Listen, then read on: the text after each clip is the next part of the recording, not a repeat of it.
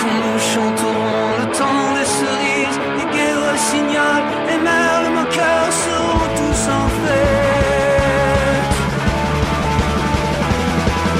Les belles auront la folie en tête et les amoureux du soleil au cœur quand nous chanterons le temps des cerises, sifflera bien mieux le merle, mon cœur.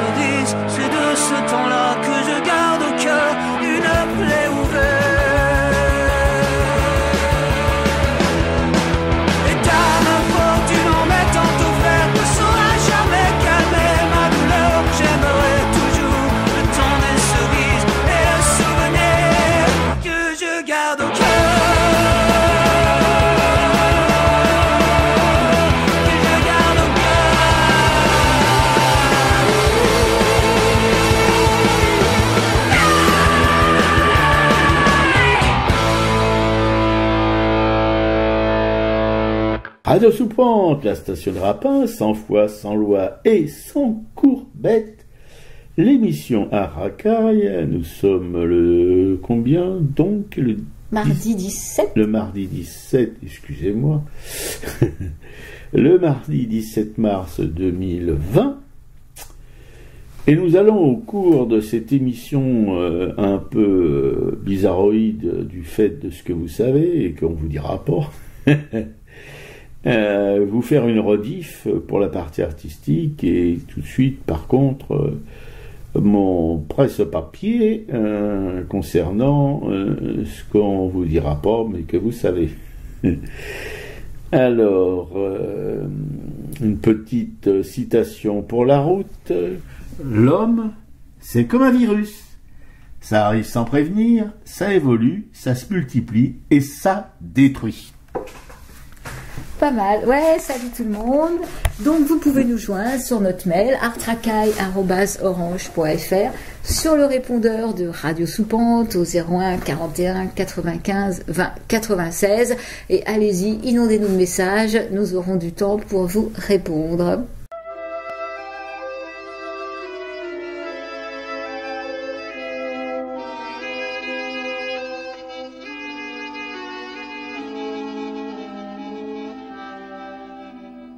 Derrière la saleté, s'étalant devant nous, derrière les yeux plissés et les visages mous, au-delà de ces mains, ouvertes ou fermées, qui se tendent en vain ou qui sont point levées, plus loin que les frontières qui sont de barbelés, plus loin que la misère, il nous faut regarder.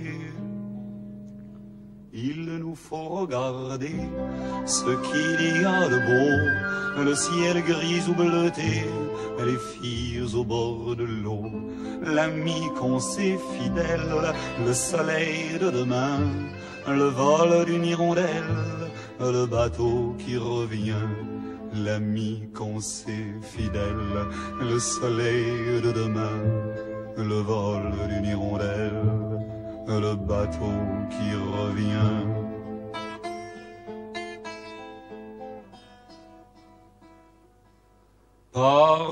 par-delà le concert des sanglots et des pleurs et des cris de colère des hommes qui ont peur, par-delà le vacarme des rues et des chantiers, des sirènes d'alarme, des jurons de charretiers, plus fort que les enfants qui racontent les guerres et plus fort que les grands qui nous les ont fait faire.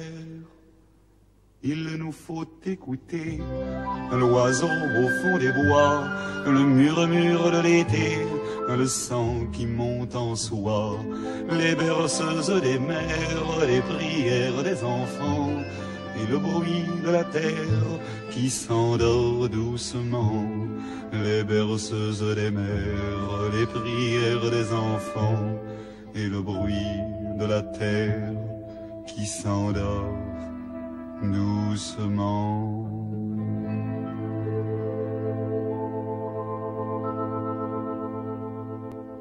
Il nous faut regarder Jacques Brel. Et tout de suite, nous passons au presse-paplard. C'est un presse-paplard commun avec ma camarade et que nous avons intitulé « Pas de panique !» Il y en a qui disent que c'est la guerre. Toujours des rigolos pour assurer l'ambiance. Bien que née pendant la guerre, la dernière, il faut préciser, pour que mes grands-pères qui sont morts durant l'avant-dernière n'hallucinent pas, je suis pas sûr qu'une vraie guerre avec des bombes et le reste soit exactement ce qui se passe en ce moment. Mais probablement que ça fait bien dans le paysage et que plus on charge la mule, mieux toutes les constées éructées par les dominants passent la rampe. Ils en ont bien besoin, les dits dominants. En effet, l'usure les rend mous du genou, hibou, caillou, chou. Qui peut encore les croire à part quelques imbéciles bien heureux de l'être? Ils s'entourent, les dominants, de comités scientifiques et s'empressent de faire le contraire de leurs recommandations. Voir le premier tour des élections. Alors, allons enfants, la patrie fout le camp, et le jour de gloire prend du retard. Aussi, la faute n'a pas de chance, privée de musée, nous ne pouvons pas faire notre émission, condamnée à la rediff. Jusqu'à quand? Seule la lecture des entrailles de poulet, par un aruspice breveté SGDG, au moins, peut nous dire ou nous prédire une date de sortie du Bousbir. Mais pourquoi donc que les responsables politiques en toc ne consultent pas plus ces éminents lecteurs d'entrailles de galénacées? Peut-être les écouteraient-ils plus que les scientifiques qui ne savent lire que dans les éprouvettes. Peut-être, rien n'est sûr, à l'heure où je gribouille ce billet hebdomadaire, où nous gribouillassons ce billet hebdomadaire, dromadaire. Eh oui, le ciel fait la tronche. Nous avons un besoin urgent de soleil. Nous taper des bronzettes qu'il paraît que ça indispose ce foutu virus qui nous dézingue à tout va. Mais enfin, ça se dit, sans plus. S'il fallait croire tout ce qui se dit, s'écrit, se chante, allons les aminces. Reste chez nous, le temps de bricoler des trucs qu'on reporte faute de temps. Le temps, ce qui nous en reste, et qu'est gratos. Enfin, si ce que blablatent les politiques en toc est vrai. Comme quoi les empêchés de travailler, biscotte les galéjades du corona, seront quasi indemnisés, presque, que comme s'ils grattaient. Elle est pas belle la vie. L'Allemagne, notre copine de l'Est, va débourser plus de 500 milliards d'euros pour faire face aux grosses malheurs. Nous faisons petits joueurs à côté. Ça, c'est pas nouveau. Quant à l'Europe, elle ne s'engage qu'à hauteur de quelques dizaines de milliards. Elle joue petit, elle aussi, par rapport à l'Allemagne en tout cas. On devrait peut-être émigrer chez nos potes allemands. Mais non, pas possible. Les frontières sont bouclées. Et bientôt même plus la possibilité de se balader d'une province à l'autre dans notre biopays. Confinement qui va tout arrêter, surtout le virus, qu'on espère. Et l'espoir, on dit que ça fait vivre. Ouais, bah c'est vrai que c'est un billet d'actualité. Alors après, bon bah c'est des questions qui reviennent régulièrement, des moments d'espoir aussi, de considérer, de voir qu'effectivement notre société, cette mondialisation touche à ses limites, qu'effectivement ce virus est un des facteurs qui montre la fragilité de notre monde. Hein. Ça aurait pu être autre chose, mais on sait très bien qu'on est dans un monde où des flux financiers, où la bourse est complètement boostée. Enfin, on sait très bien que cette économie, elle ne tient sur rien. Donc là, c'est le coronavirus qui déclenche une chute de la bourse, qui fait tomber l'économie. Et du coup, est-ce que ça va servir de rebond à imaginer un monde différent, relocaliser des entreprises en Europe, réinventer des modes de vie, s'apercevoir que effectivement il y a des choses à faire, comme tu dis, chez soi. On peut une créativité qui peut aussi s'inventer. Et puis que peut-être nos politiques comprennent quand même que ces restrictions sur la santé depuis si longtemps, parce que ça date pas de Macron en rajoute, mais ça a commencé il y a bien longtemps, comme ces réductions de lits par exemple, et ben que c'est une aberration, qu'il faut revoir un peu tout ça. Alors voilà, on peut avoir une vision optimiste, on peut aussi imaginer quand le Macron dit quoi qu'il en coûte, à quoi correspond ce quoi qu'il en coûte. Pour l'instant, c'est quoi qu'il en coûte à l'État, on va injecter pour faire bonne figure et effectivement rayer au maximum cette épidémie. Derrière, qui va payer? Ça sera sûrement pas les financiers du CAC 40, les entreprises du CAC 40 qui vont payer. Va-t-on pas encore inventer une taxe spéciale comme en 2005 après la canicule où finalement on nous a barboté le jour de Pentecôte pour les vieux, de même que la vignette automobile avait été créée pour les vieux. Donc effectivement, dans un deuxième temps, le quoi qu'il en coûte nous tombera peut-être sur la gueule aussi de toute façon, quoi. Ah non, bah, probablement, parce que il n'y a rien qui est gratuit dans ce bas monde. Mais voilà, ça fait réfléchir. Bon, l'idée du confinement n'est pas une idée très très réjouissante, sauf à réinventer des modes de communication avec ses voisins, à faire comme tu dis, ce qu'on n'avait pas eu le temps de faire depuis très longtemps. Mais malheureusement, ceux qui vont le plus payer là-dessus, ça va être les banlieues, les cités surpeuplées, les familles qui sont dans des HLM, des familles nombreuses dans des HLM, qui vont le plus souffrir de tout ça, quoi. Les gens qui sont à la rue, dans les prisons, enfin il y a quand même, tout le monde ne sera pas logé à la même enseigne. De même que quand l'école est supprimée et qu'on travaille par internet, l'écart va se creuser entre les familles privilégiées et les autres. C'est-à-dire que d'un côté il y a des gamins qui vont bosser 3 heures par jour avec leur ordinateur et ou des enfants de primaire qui seront pris en charge par des parents enseignants hautes mais de classe moyenne privilégiée, qui vont faire bosser leur môme sans avoir à gérer une classe, donc qui en 2 heures par jour leur gamin va continuer à garder un niveau scolaire sans problème, et d'autres au contraire qui vont être sur les séries Netflix et puis qui vont regarder des vidéos YouTube à la con, et qui pendant ces 5 semaines vont pas du tout continuer à faire travailler leur cerveau, à s'enrichir et à travailler scolairement, quoi. Il risque d'y avoir effectivement ce creusement énorme, quoi. Oui, on commence à être malheureusement habitué à ces grands écarts entre les plus démunis qui payent toujours l'addition au prix fort, et puis les mieux munis, on peut dire, ou les moins démunis, eux qui continuent à surfer sur toutes les vagues, qu'elles soient mauvaises ou bonnes. Bref, il n'y a rien qui change, seulement là, sauf que là, ça va encore accentuer le décalage, ou ça va encore creuser le fossé qui existe entre les populations qui sont en survie et celles qui sont en survie, mais d'une autre manière. Voilà. De même que quand les lits seront saturés dans les hôpitaux, qu'il va manquer de respirateurs, quel choix, comment va-t-on choisir qui va respirer et qui ne va pas pouvoir respirer, quoi. Soi-disant qu'il n'y aura pas de choix suivant l'âge, en tout cas, que les petits vieux se rassurent. Enfin, c'est ce qu'on nous dit. Hein. Les petits vieux qui n'ont déjà plus de visite, les pauvres. Ouais, déjà. Et puis, il manque de toute façon 100 000 lits en réa, avec les appareils qui vont avec, évidemment. Alors, on a, je crois, c'est 15 000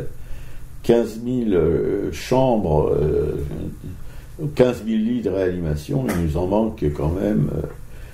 Bon, il en manque 100 000, quoi, voilà.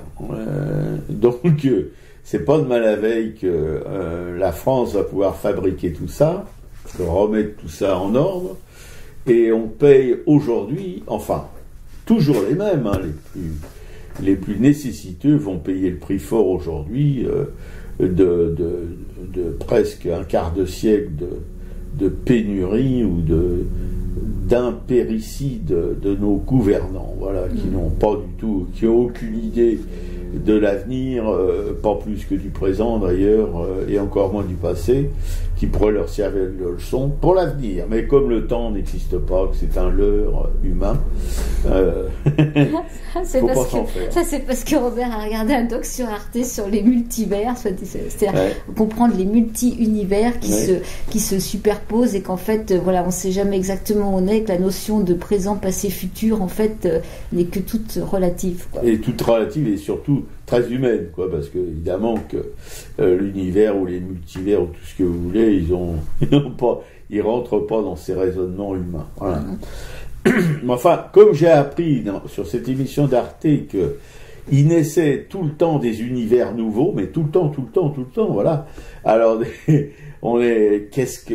ça donne enfin une idée de la relativité de l'existence, voilà. Et moi, ça me fait du bien. Ouais. Et justement, pour ceux qui ont Internet, ça sera l'occasion de revoir tous les docs d'Arte qui n'ont pas pu être visionnés. Moi, hier, j'ai commencé à en regarder un sur les femmes sculptrices, et c'est très intéressant, qui remonte justement au XVe siècle, les premières femmes sculpteurs, avec des interventions d'historiennes de l'art. Et bon, j'ai regardé 17 minutes, donc ça va être l'occasion de regarder la suite, et puis on pourra parler de tout ça après, quoi. Ouais. Il faudrait que tu me donnes le lien, parce que peut-être. Moi, j'ai pas vu, moi. Pourtant, c'est toi qui, en général, Arte... Oui. Comme on dit, l'élève a dépassé le maître depuis longtemps, et le maître redevient l'élève. Voilà. Ça sera l'occasion pour ceux qui ont des bibliothèques bien garnies de relire ces bouquins, parce que il paraît qu'en fait un bouquin n'est quand même bien assimilé que quand il a été lu minimum 2 fois. Donc oui, voilà, ce sera l'occasion de revisiter sa bibliothèque. Sauf qu'il y en a un qui n'a pas besoin d'être lu 2 fois, là, que ma camarade a acheté. 12 €, il faut le faire quand même. Dans une petite librairie de Vincennes, là, qui s'appelle... 3 jours dans la vie. C'est Paul Cézanne, c'est l'extrait que j'ai lu au début de l'émission de la semaine dernière. Et moi, je l'ai lu en entier, et croyez-moi, c'est une purge. Mais alors, ça m'a permis d'aller aux toilettes plus souvent, etc. Mais bon, quand même, il faut le faire écrire une petite merde comme ça, et vendre ça 12 €. Qui c'est l'auteur? Mika Biermann. Mika Biermann. Alors Mika, il faudrait retourner à l'école primaire pour apprendre à faire des rédacs qui tiennent le coup. Ouais, mais toi, ce que j'ai lu, je trouvais bien sûr que j'avais déjà fait des choix. Effectivement, j'avais sauté des paragraphes qui me plaisaient pas trop. Voilà. Moi, j'avais gardé la partie de Cézanne qui part travailler, et je trouve que ça correspondait bien à ce dont on allait parler ensuite dans l'émission, quoi. C'est ce peintre qui part dans la montagne avec son barda.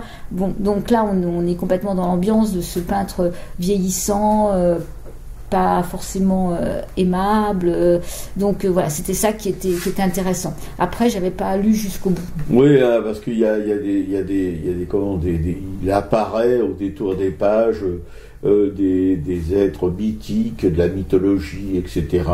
C'est complètement, voilà. Enfin, pour moi, en tout cas, c'est un non-livre, et contrairement à ce qu'on vous disait la semaine dernière, on vous le recommande pas vraiment, quoi, voilà.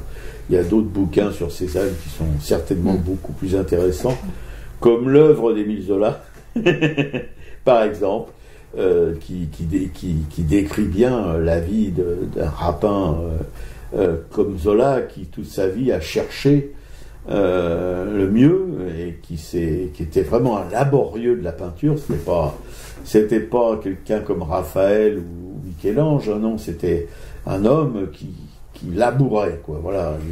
Et ce qui est très bien, il y a dans ce petit bouquin qu'on peut gentiment mettre à l'écart. Il y a quand même des petites indications qui sont pas, comme le dit ma camarade, qui sont très intéressantes sur le supposé, en tout cas, je ne sais pas sur quoi il s'appuie pour raconter ça, le supposé, comment dirais-je, la supposée vie de Zola, de Cézanne à Aix, quoi. Il s'est décrit comme un personnage vraiment peu ragoûtant, et bon, peut-être, oui, pourquoi pas, mais c'est sur quoi s'appuie-t-il, sur quel document s'appuie cet auteur pour décrire un Zola, Cézanne, pardon, comme il le décrit. Ne vous inquiétez pas, hein, ça frappe à la porte.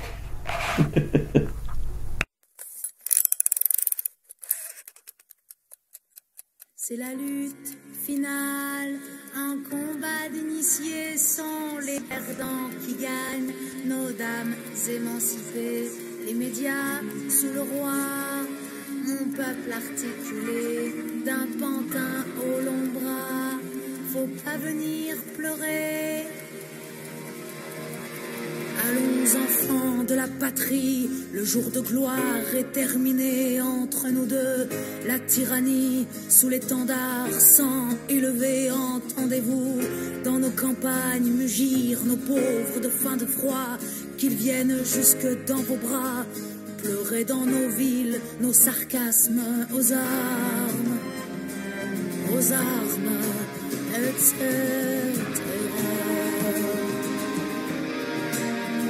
Que veut cette horde militaire de traîtres et de rois conjurés quand ils nous traînent, quand ils nous traitent de cons, de braves, de pauvres français quoi? Ces cohortes étrangères feraient la loi dans nos foyers quoi? Nos flics soldats mercenaires alors qu'on est tous étrangers aux armes, etc.